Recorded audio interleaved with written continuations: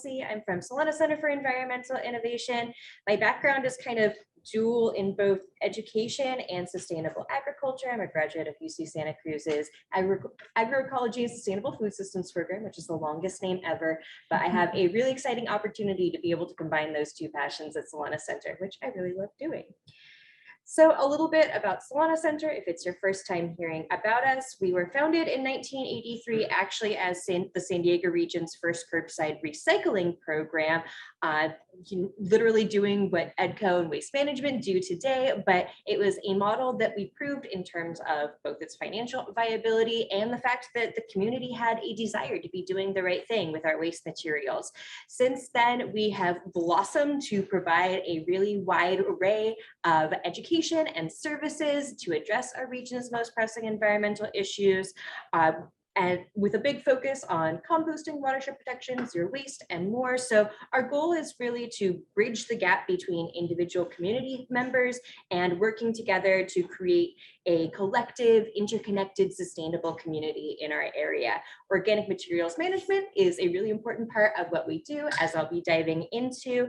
And our goal, especially with our education programs, is to help spread awareness of both the environmental concerns unique to our region and how people can address them, giving people the knowledge to be able to take action against it, and then really giving them the resources they need to connect it and make it happen in their own lives. So, as I mentioned before, a really big part of what we do is organic materials and organic waste management and education related to that. So it's really cool that over the last couple of years, we've seen a huge boost in awareness on how much of an issue food waste is for our planet in general. But we'd like to go beyond that. And we really like to emphasize that food waste and other organic materials, and as a note, organic here having nothing to do with the organic certification for agriculture, just meaning anything that is from something that was once alive. Our organic waste really isn't waste, it's a resource for us. So we want to help people understand that not only that our food waste should be, utilized to the best of its abilities, feeding people as much as possible, but there are going to be some things that we can't help waste. And of course, in an agricultural context, you will have organic waste like crop residues that need to be managed as well. So we are huge advocates for composting as a way to utilize our organic materials, our resources, because it just brings together so many wonderful things, both in terms of agriculture and our community and benefiting our climate in general. So composting enables us to turn the problem of managing our organic materials into a solution. And we love that there are benefits for our climate, both in terms of adaptation and mitigating climate. So soil carbon sequestration allows through carbon and adding organic materials to our soil, we're able to turn our earth into a carbon sink, keeping carbon in our soil instead of our atmosphere through stable organic matter. When we are composting our food waste in particular and other organic materials, instead of sending them to the landfill where they break down anaerobically as opposed to aerobically in a compost pile, that prevents methane from being created in the process. So a lot of ways that this is helping to mitigate and act against climate change. There are also so many benefits for our community, especially our agricultural community. Adding compost to our soil helps to cycle nutrients, which means that we are putting those nutrients back in our soil from the very things that are growing in our soil, meaning that we have decreased reliance on non-local inputs. We're able to make what we need here in the San Diego region. Adding compost to our soil basically turns it into a water filtering sponge, which means that there are benefits for our watersheds and overall environmental health. And of course, we want to be continuously making the very best use of the limited water resources that we have in our region. And of course, when we're putting those nutrients back into our soil through compost and making the best use of the fertility that we add to our soils, we're able to increase access to nutritious and locally grown food, which we are all about. And the other really nice thing about compost is that it kind of helps bridge the gap between our community and addressing the climate crisis, because adding compost to our soil, especially on farmlands, will help to increase plant vigor by having a really nice, resilient soil microbial community that benefits the plants themselves. Good not only for farmers that are trying to grow the best food possible, but also for growing plants that are going to be strong and resistant to extreme weather conditions that we're seeing more and more with climate change. It also means that we are able to make the best use of our water resources, because our soil is acting as a sponge. So we are going to be able to see increased tolerance to drought through adding soil to compost, because our soil will be able to absorb more water and hold onto it longer. And all of this contributes to a more climate resilient food system, which is obviously what all of us are here about today. And we feel this is so pertinent to San Diego County, because we're in a really unique position to be able to take advantage of these different climate and community aspects of making compost and applying it to our soils. Because we have this really cool mix of both heavily urban areas, which are going to be, food waste producers, they're creating organic materials, and rural and agricultural areas, which both create some organic materials, but also have the capability to process it and be able to use the finished product, that nice finished compost. And agriculture is so important to San Diego County because we have this beautiful year-round growing season, as you all know, with very nice, mild climates. So agriculture is definitely a part of how we live and an important part of our local economy. But as kind of Joel was just touching upon, our soil is not high in organic matter to start with. It's not really set up to be able to sustain the more intensive crops we are wanting to grow here. So we got to give back to our soil in order to sustain it long term. And fortunately, the organic resources we need to make it happen are already here, because not only do we have those urban areas creating all of that food waste, we have the farms with crop residues, we have all of this we have breweries that are creating a bunch of spent grain. That's a resource as well. 3 million people and more that are contributing organic waste. And we also have horses and other livestock. Horses, although they aren't necessarily contributing to agriculture themselves, are a huge source of organic waste in the sense of manure. We have in California more horses than any other state besides Texas, and San Diego County has more horses than any other county in our state besides Riverside County. So we are definitely producing quite a bit of that manure resource that we can make the best use of. We also have 13,000 head of cattle and many other types of livestock that are all creating another resource, that manure that can be feeding our soils as well. So again, we're in just such a great position and need to be making the very best use of our organic resources. And Solana Center really feels that education is one of the tools we will need to make this regional change happen. So we offer really a wide array of different options in education outreach that allow individuals, growers, ranchers to participate in the level that makes sense to them. And the range of things that we offer kind of varies in terms of like how visible we are to people and how many people we can engage at one time.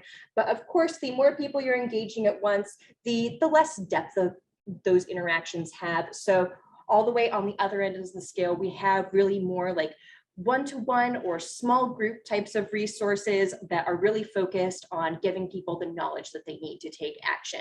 And at each step, we are encouraging folks to take things to the next level so that they can increase their knowledge and therefore their likelihood that they will really be able to take action and be able to use that knowledge in their lives. So of course, as a nonprofit organization, we're usually not able to just roll and do whatever we want to do, even though we see so many different needs in our community. So we do have different partners, both at the state and local level, often municipal ones, but a variety of different partners that allow us to sustain these programs. So, and they also are strongly encouraged to promote the sustainable use of our organic materials. So often these different partners will have like particular target audiences. So we work very closely with the county, specifically their solid waste division, their watershed protection division. Of course, their target audience is going to be folks that live in unincorporated areas, but the programs we offer through them often serve the entire region as well.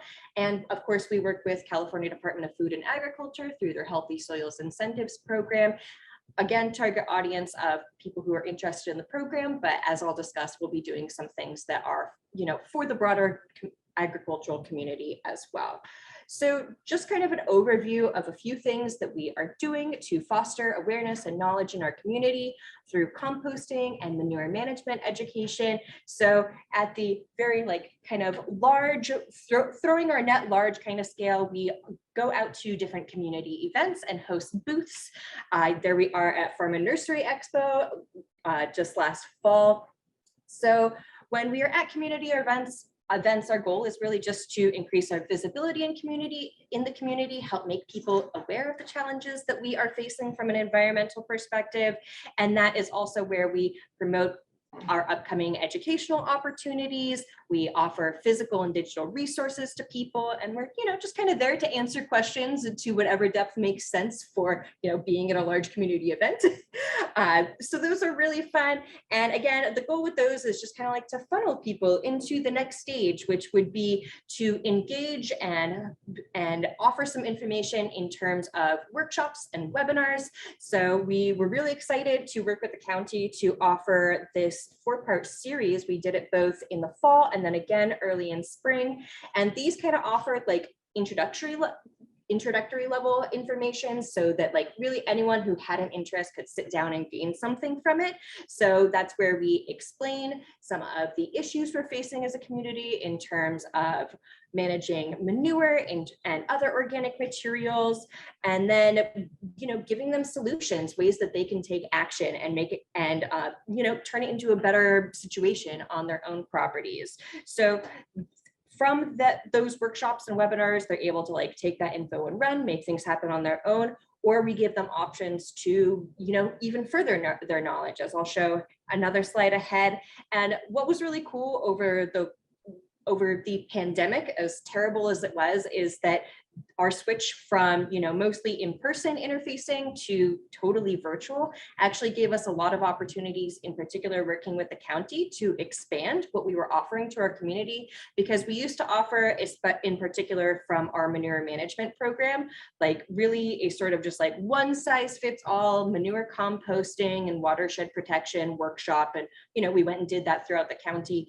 But with the pandemic, it gave us an opportunity to expand our offerings so that we weren't just doing the one same presentation, we were now doing a series that went more in depth on kind of different subtopics. So I realize for some of the back, what's on the screens might be hard to see, but we talked about composting at different scales and with different methods and systems.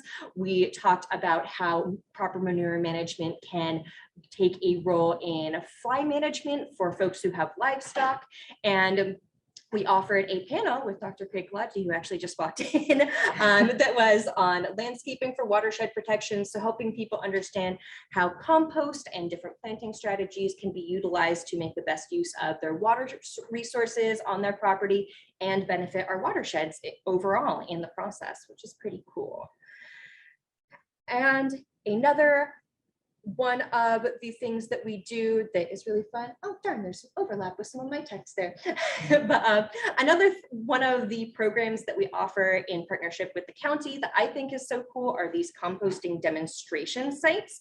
So the county is our main partner, but we do work with a number of different entities that contribute all sorts of their resource, whether it be the sites themselves, their knowledge, equipment.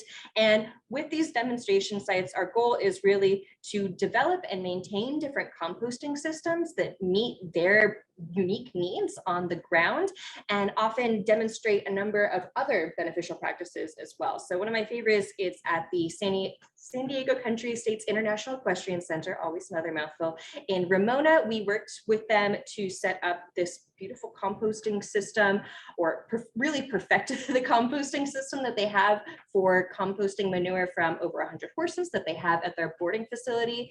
And we also worked with a number of partners, including Ecology Artisans, Fill Trucks, and Claremont Equipment Rentals, to just below the composting area, since they are very close to a kind of stream bed, we worked with them to set up these like water catchment basins that serve to filter the water and prevent it from flowing directly off of their working compost into the stream. And along the way, they've been applying compost, including all of these plantings, and it is now just like an awesome demonstration area.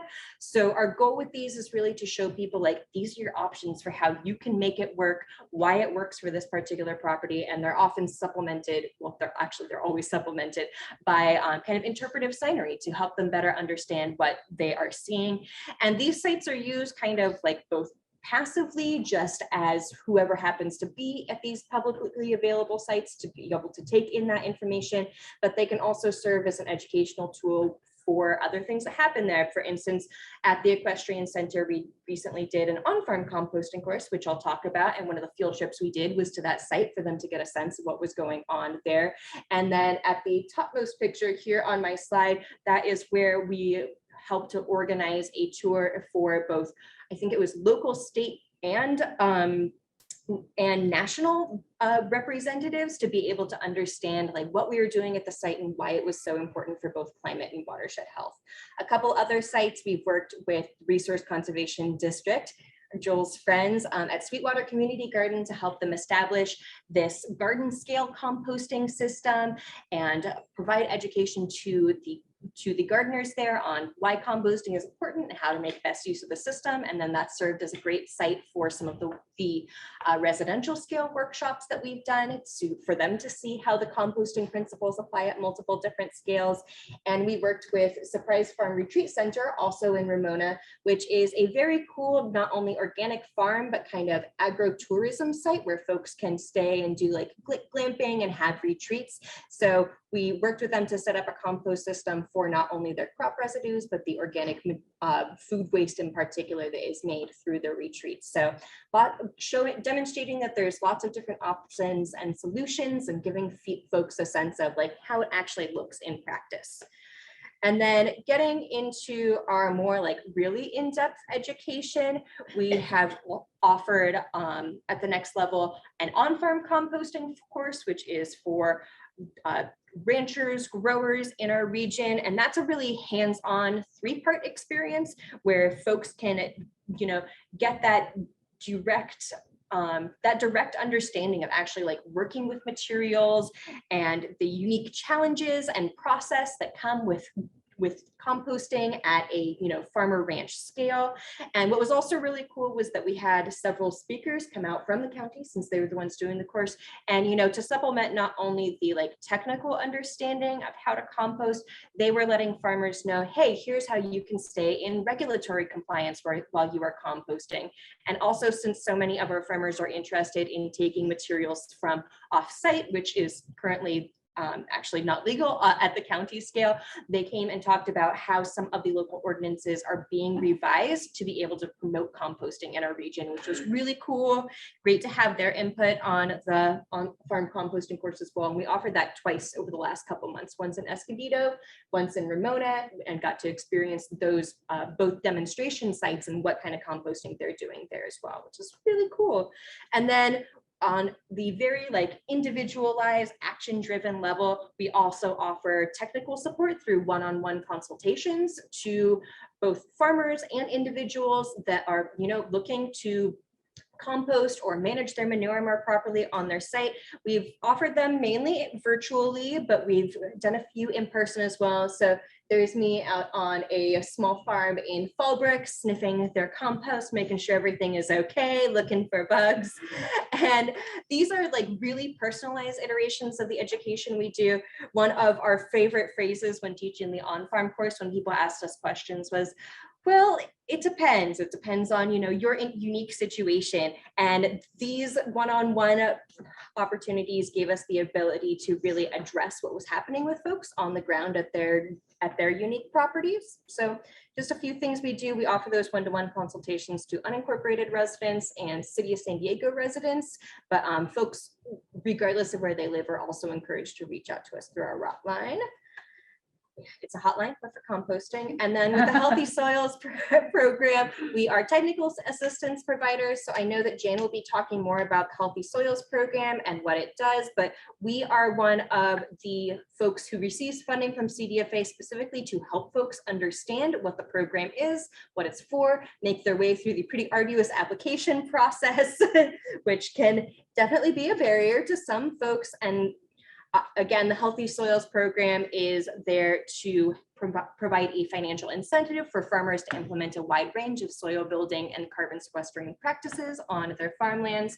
So we just recently closed in February, the last solicitation period. There was over $67 million worth of funding available to farmers statewide, and over 1,300 applications were submitted. We're still waiting to hear exactly how many of them were funded, because they're still reviewing the applications. And there was great engagement here in San Diego County. So nearly $1 million were requested to divert up to 890 tons of CO2 equivalent emissions by adding compost, cover crops, etc. Again, we're still waiting to see exactly how much of it is actually going to farmers. And including ourselves, there are 4 different technical assistance providers that are specifically focused on our region, with several more statewide that do it. And Solana Center was really excited to be able to work with folks who requested like nearly 100,000 worth of funding. We worked with, oh, I got ahead of myself. We worked with like over 14 people watched our initial webinar on it. We worked with another 14 people individually, and 6 ended up submitting applications, which was very exciting. And then we also worked with CDFA on these webinars, which really dove deep into how to create compost, its benefits on the property. Dr. Kalaji helped us with that one. And our friend Josh Robinson from Ecology Artisans helped us on this webinar, where we were talking about how to bring compost, perennial plantings, which are also funded by the program, and bring it all together to like basically turn your property into a sponge for retaining water. I'll move it ahead because I know that I'm almost out of time here. Just to wrap us up, we're in a really exciting time right now, because there is statewide legislation that is really focused on how we manage our organic materials, not just keeping stuff out of the landfill, but creating infrastructure for actually being able to manage that stuff through composting, through anaerobic digestion. There's our team at the facility here in Escondido where they're doing anaerobic digestion, but just having those big municipal facilities won't be enough to address all of the materials that we're dealing with. And furthermore, we are seeing this vision for a regional closed loop system for organics management, where we are really keeping all of those nutrients and the good stuff that comes with our organic material local and feeding it back into our agricultural community. So we're seeing a system that is decentralized and really like small farm focused. And as I wrap up, and thank you all for listening to me rant for 20 minutes, I invite you all to lean on us, check out our website. We have events and workshops coming up all the time. You can use that Rotmind and our online resources that are available, technical assistance if you happen to be in an unincorporated county or city of San Diego, and then come visit us in Encinitas or check out one of the demonstration sites. We have many ways for you to learn and would love to work with you.